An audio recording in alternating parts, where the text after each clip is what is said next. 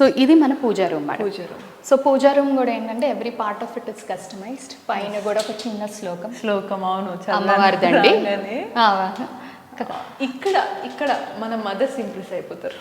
So ఇది అమ్మవారి ఫోటోతో కంప్లీట్ చేసామండి పూజా రూమ్. చాలా ప్రశాంతంగా, నిజంగా మ్యామ్ నేను ఓవర్గా చెప్పట్లేదు, నాకు ఇందాక కూడా అంతా చూసిన తర్వాత లోపలికి వచ్చి ఒక పాజిటివ్ వైబ్ ఇట్లా వస్తే చూసారా ఎనర్జీ, ఆ కైండ్ వచ్చింది. సో మీరు అలా క్రియేట్ చేయగలిగారు మెయిన్ గా. ఈ సో అమ్మవారి ఇమేజ్ కూడా చూడండి మేడం, చాలా యాంటిక్ ఫినిష్ తోనే చేసాం ఇది కూడా.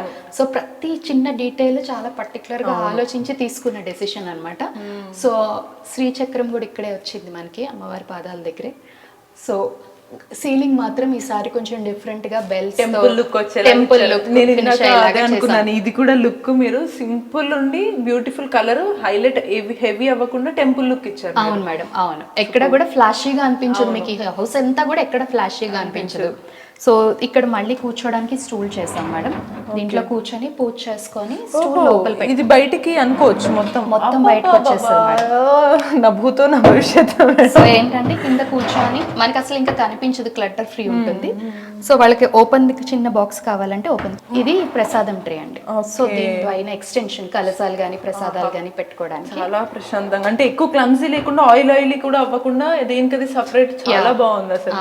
సో ఇది కూడా ఈ ప్రొఫైల్ డోర్ కూడా కంప్లీట్లీ కస్టమైజ్డ్. ఇది కొంచెం మంచిగా రోజ్ గోల్డ్ లాగా పింక్ జస్ట్ అంటే ఎక్కడ కూడా ఫ్లాషీనెస్ లేదు కాబట్టి మనం ఇక్కడే కొంచెం చాలా చాలా క్లాసీ లుక్ వచ్చేసింది దీని వల్లనే. అసలు మెయిన్ డోర్ కి కూడా మనకి